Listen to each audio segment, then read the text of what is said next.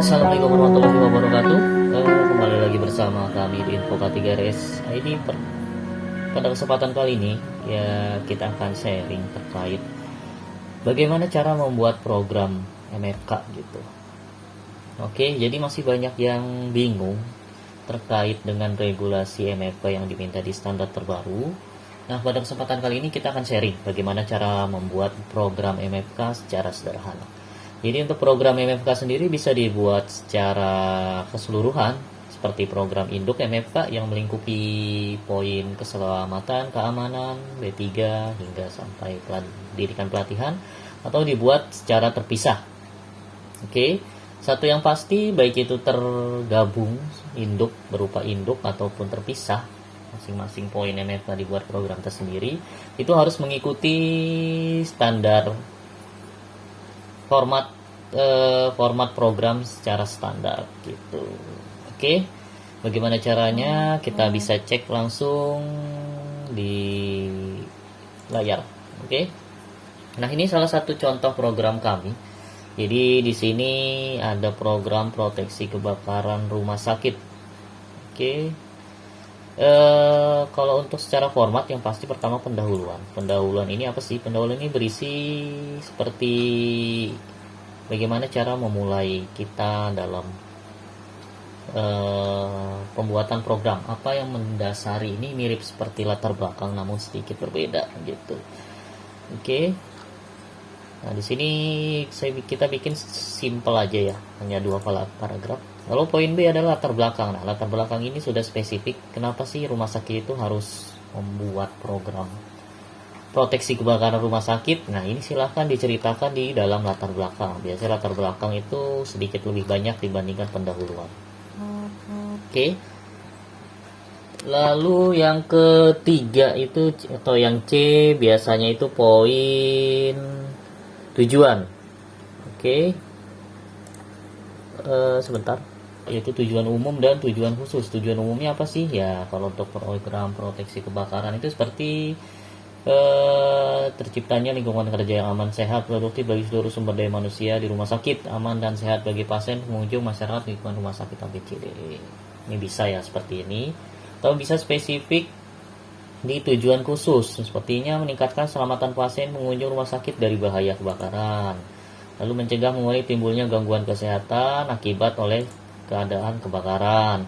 Lalu kemungkinan bahaya disebabkan oleh faktor-faktor membahayakan kesehatan seperti kebakaran, memberikan perlindungan bagi kesehatan bagi karyawan di dalam pekerjaannya dari kemungkinan kebakaran. Lalu memelihara fasilitas fisik dan dari resiko kebakaran. Nah, ini untuk tujuan khususnya bisa dibuat seperti ini.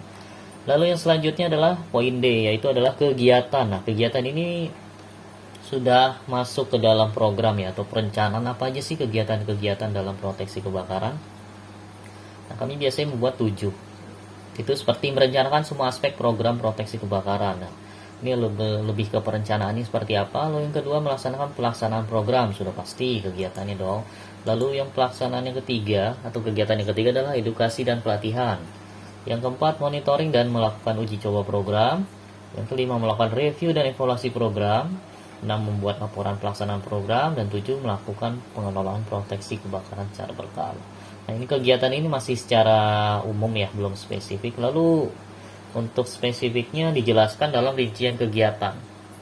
Oke, nah untuk rincian kegiatan biasanya ini juga sudah lebih spesifik apa sih yang harus kita lakukan. Nah, misalnya contoh adalah melakukan asesmen risiko kebakaran. Oke. Lalu yang kedua, melakukan pencegahan kebakaran melalui pengurangan risiko seperti penyimpanan dan penanganan bahan-bahan terbakar. Penanganan bahaya terkait dengan konstruksi renovasi. Nah, ini juga seringkali membuat bahaya kebakaran ya.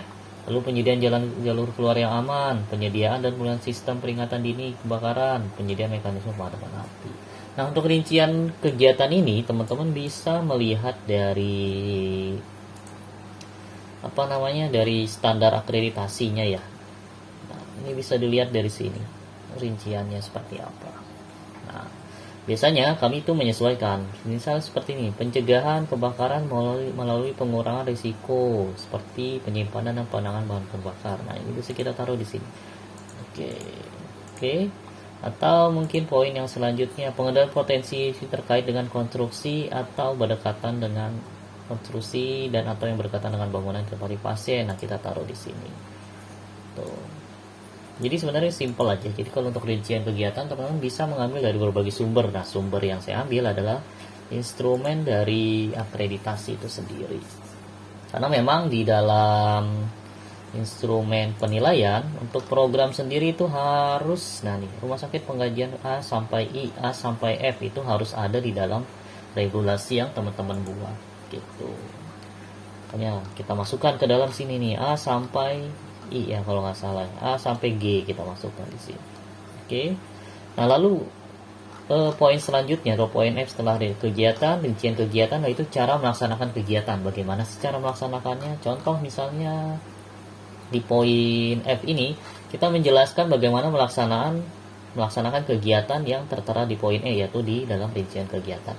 Misal melakukan asesmen risiko, bagaimana caranya? Ya, tentu saja dengan melakukan identifikasi bahaya dan penilaian risiko kebakaran dan ledakan.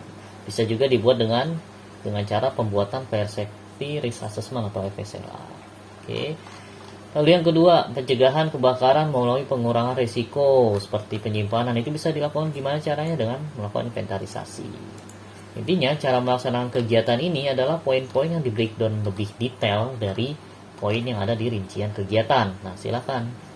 Oke, nah ini contoh yang kami buat, jadi otomatis cara melaksanakan kegiatannya berdasarkan 7 poin yang ada di rincian kegiatan. Contoh mungkin poin terakhir nih, monitoring pelaksanaan kawasan tanpa rokok. Pasti di sini adalah pengawasan pelaksanaan kawasan tanpa rokok di rumah sakit gitu. Nah, ini adalah poin-poin yang bisa kita kerjakan. Misalnya di sini ada 8 poin, 9 poin, nah itu otomatis cara melaksanakan kegiatan itu pasti lebih banyak lagi. Oke, lalu yang selanjutnya adalah poin G atau yang ke 7 ya. Itu adalah sasaran. Sasaran ini biasanya berbeda-beda ya. Sasaran ada yang berupa pelaksanaan atau sasaran orangnya atau sasaran kegiatannya. Nah, kalau kami sih di sini simpel aja, secara programnya atau seluruhnya tercapai 100%. Jadi dari 1 sampai 17 poin ini dalam setahun bisa berjalan 100% gitu. Oke, yang selanjutnya adalah poin H, itu adalah jadwal pelaksanaan kegiatan. Nah, ini dibuat per bulan ya, bulan Januari sampai dengan bulan Desember. Nah, ini silahkan dilakukan identifikasi bahaya. Biasanya di bulan apa sih? Biasanya di bulan Januari, silakan dilakukan gitu. Buatan fire safety ini juga di Januari juga bisa. Nah, ini silakan dibuat kapan rencananya gitu. Makanya dalam proses pembuatan program ada baiknya ini dilakukan di akhir tahun atau di awal tahun gitu. Jadi teman-teman bisa membuat timeline-nya dengan lebih baik lagi gitu. Poin yang terakhir setelah jadwal itu adalah evaluasi. Belum terakhir ya, masih ada 2 lagi, yaitu adalah evaluasi. Jadi jangan sampai lupa setelah teman-teman merencanakan membuat jadwal, lalu adalah lakukan evaluasi. Ini adalah evaluasi pelaksanaan kegiatan. Nah, evaluasi pelaksanaan kegiatan bisa dilaksanakan sesuai kemampuan rumah sakit masing-masing gitu. Kalau di kami biasanya 3 bulan sekali dengan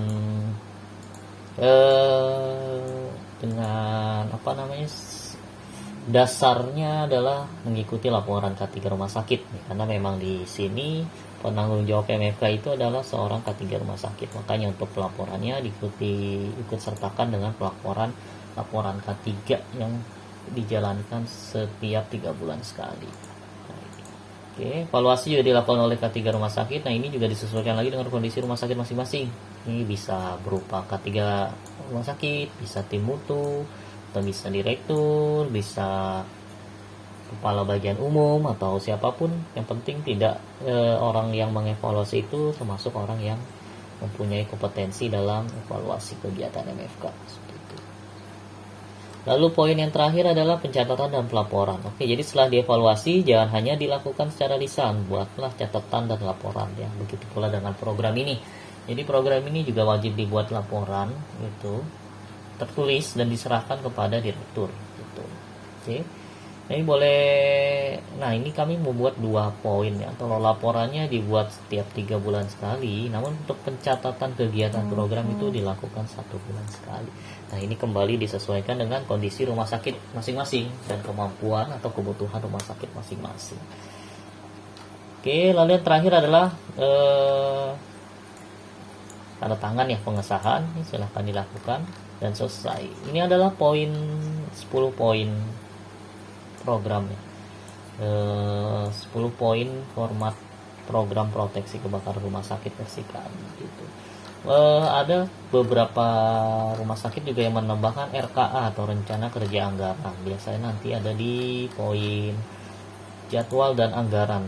Ini juga bisa di sini. Jadi selain jadwal juga ada ditaruh anggarannya itu berapa dalam satu kegiatan. Itu juga lebih bagus lagi seperti itu. Nah sebenarnya dalam membuat program MFA itu tidak terlalu sulit lah, teman-teman tinggal cari banyak referensi aja, bisa dari regulasi berupa peraturan perundang-undangan, bisa juga dari peraturan perundangan seperti Permenkes, PP, peraturan pemerintah, atau juga bisa dari standar-standar akreditasi gitu. Bisa dari standar akreditasi versi Permenkes atau versi KARS, bisa juga versi GCI, itu juga bisa gitu. Yang penting kalau teman-teman mengikuti akreditasi by lembaga yang ada di Indonesia, pastikan sudah sesuai dengan standar yang mereka punya gitu. Misal kayak dalam standar KARS ya, kami mencoba membuat standar KARS. Di sini dalam membuat program atau proses kebakaran diminta A sampai F gitu, tuh harus ada dalam program atau panduannya gitu. Makanya teman-teman harus masukkan poin A sampai F dalam kegiatan teman-teman semua gitu. Oke, mungkin dari kami sekian ya, semoga bisa mencerahkan gitu.